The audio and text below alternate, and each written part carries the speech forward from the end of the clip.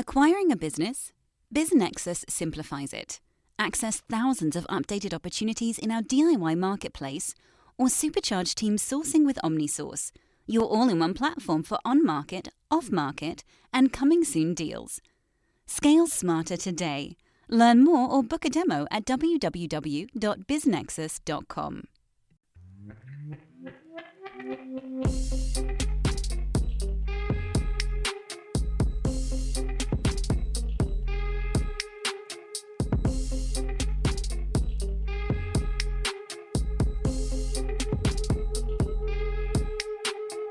Disclaimer from the always present legal team. Podcast conversations don't necessarily reflect the views of BizNexus Incorporated. Everything you hear is informational news and updates from around the industry. We're not recommending any investments. We're not offering any investment advice. Be sure to do your own homework.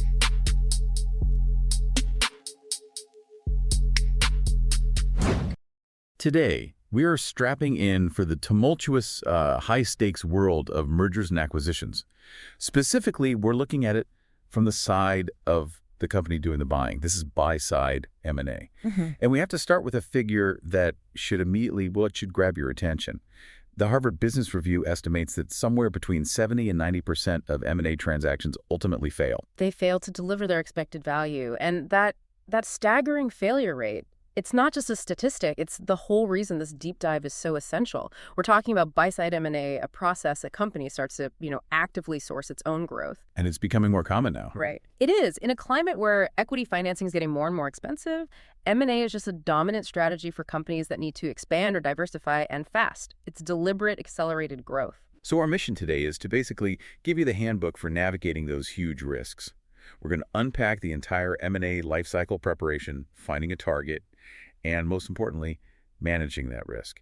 And we're drawing a lot of this from the great guide, the Buyside M&A Handbook from 𝗕𝘂𝘆 Capital. Right, and they specialize in being that outsourced M&A advisor. Their expertise really matters here, especially in the lower middle market, which we'll see is it's just hyperactive. 𝗕𝘂𝘆's team is led by Bob Brown. He's a former securities and M&A attorney. I mean, he's worked on deals worth over $100 billion for giants like Comcast and Fox, but also advised tiny startups. That's a huge range. It is, and that perspective really helps us understand how the process scales, or, how it often doesn't. All right, let's get tactical then. Before a company can even think about looking for a target, there's the internal prep. You can't just go shopping if your own house isn't in order. You absolutely can't. The foundational step is all about strategic alignment. Your goals for the acquisition have to be crystal clear. They have to fit perfectly with the company's long-term strategy. So asking things like, what problem are we actually solving? Exactly. Are you trying to expand into a new state or country? Are you buying a piece of tech because it would take you 5 years to build it yourself? Or is this purely about scale? About achieving cost synergies by, say, combining two supply chains? And I imagine that kind of clarity is what stops you from getting distracted by a shiny object later on. That's it, precisely. If your goal is tech, you shouldn't waste 6 months analyzing a services company just because it looks cheap. So once you've locked in the why, you have to take a hard look at your own capabilities. Your financial capacity. Right. How are we going to pay for this? Is it cash, debt, equity?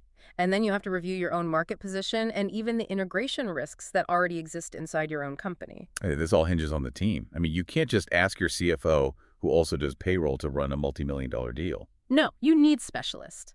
And often that means bringing in outside help. You build a dedicated team legal counsel, specialist accountants, and critically, an M&A advisor who leads the whole process. That advisor is like the quarterback for the deal, structuring it from day one to, maximize benefits and minimize surprises. Okay, that focus on strategy and team, it leads us right into the hunt, finding the actual target. And this is where that lower middle market, which you mentioned, really comes into play. It's fascinating because it's so often overlooked. It really is. This is the aha moment for a lot of buyers. We just have to look at the data on deal volume. FactSet data for the 12 months ending January 31st, 2023 shows pretty clearly where the action is. Okay, so give us that breakdown. Where are the deals happening? Well, if you look at transactions valued under $10 million, there were 12,247 of them. Over 1,200 deals. Yeah, and that is way higher than the next tier up. Deals between 10 and just under 25 million, only 587. So the insight for you as the buyer is that the most fertile ground is in that sub $25 million range. The competition might be lower there. Wow, it completely flips the script. Yeah. The biggest opportunities aren't always the biggest companies. It sounds like a smart, prepared buyer could find incredible value in that founder-owned, lower middle market space. But if these companies aren't public, if they're not even for sale, how do you find them? That's the challenge. I mean, you can do industry research, try to spot gaps, but the most effective way, especially for finding those companies that aren't on the market, is to work with an experienced M&A advisor. So it's more than just making cold calls. How do they find these unlisted targets? They use what a firm like 𝗕𝘂𝘆-𝗏𝗂𝗃 calls proprietary target searching. It's a very active process. They're mapping industries. They have deep relationships with brokers and private equity groups. And they use advanced data screening to find companies that are a strategic fit, even if the owner hasn't thought about selling yet.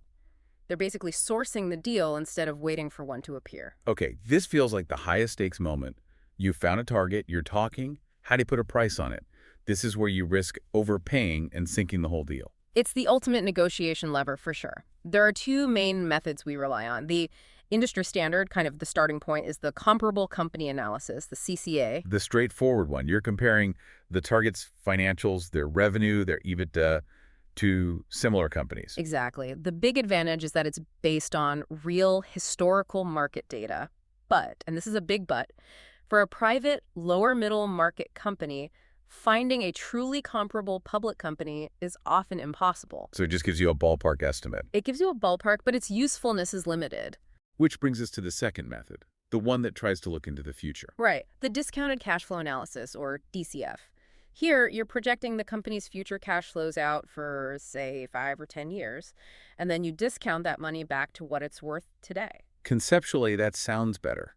I mean, it captures future growth, which is why you're buying the company. But what if the seller's projections are just wildly optimistic? How do you avoid getting anchored to a crazy high number? That's the built-in flaw, and it's why the DCF often holds less weight in the actual negotiation. It's a garbage in, garbage out problem. A good advisor has to pressure test those numbers. They run multiple models, best case, worst case, realistic case, and they validate the seller's assumptions before they even build the DCF. So the seller probably prefers the CCA, and the buyer uses the DCF more as an internal check. That's a great way to put it. The DCF helps justify the premium you're paying for the synergy you expect to create. And we should quickly mention there are other tools, like looking at precedent transactions in the same industry, or just valuing the assets. It really depends on the company. Context is everything. But no matter how you get to a price, the next step, due diligence. This is what separates the winners from that 70 to 90% failure rate. This is when you move from spreadsheets and projections to what's really going on under the hood of the company. What are the core pillars of a good diligence process? There are 3. First is financial due diligence. And this isn't just looking at tax returns. It's basically forensic accounting. You're trying to find the real sustainable earnings by removing all the weird one-time expenses or owner perks. If the numbers aren't real, the valuation is worthless. Then you move to all the paperwork, the contracts, Yeah. legal due diligence. Yep, and you're hunting for hidden liabilities. You're reviewing every contract, every lease, every license. A huge focus here is making sure they actually own what they say they own and understanding indemnification. Which is what exactly? It's the legal protection the seller gives you against problems that pop up after you close the deal, but that happened before you bought it. It's a direct hedge against future risk. And finally, you look at the machine itself, the operational due diligence. And this is the one that gets overlooked most often, especially by buyers who are just focused on the numbers. You're reviewing the actual business processes, the organizational chart, the management team. This is where you spot the risks that cause deals to fail post-close. HBR mentions hubris, a lack of an integration strategy, poor communication. Those are top reasons M&A fails. Does good operational diligence help you spot those things ahead of time? It has to. Operational diligence is where your integration plan starts. You're not just looking at the factory floor. You're interviewing key employees. You're assessing culture. Is one company super casual and the other is very formal and rigid? That's a huge red flag. Your operational audit needs to catch that so you can plan for it before you sign the deal. So, assuming the diligence goes well, maybe the price gets adjusted down a bit, you negotiate the final terms, and you close the deal. But Like you said, closing is just the starting line for the hardest part. It really is. The post-acquisition period is where that 70 to 90% failure rate comes from. The buyer is now facing massive integration challenges, and the biggest is almost always organizational. And what does that look like on the ground? It's those cultural clashes we talked about, but it's also merging critical systems like accounting or sales software. And maybe the most fragile part, keeping the key people. If the star engineer or the founder walks out 3 months after you buy the place, a huge chunk of the value you paid for just vanished. So you see things like earnouts to keep them there. Exactly, or golden handcuffs, anything to keep that key talent engaged through the transition. And the financial risks don't just disappear after you close either. No, they compound. You might find huge, unexpected costs to integrate everything, which blows up your whole financial model.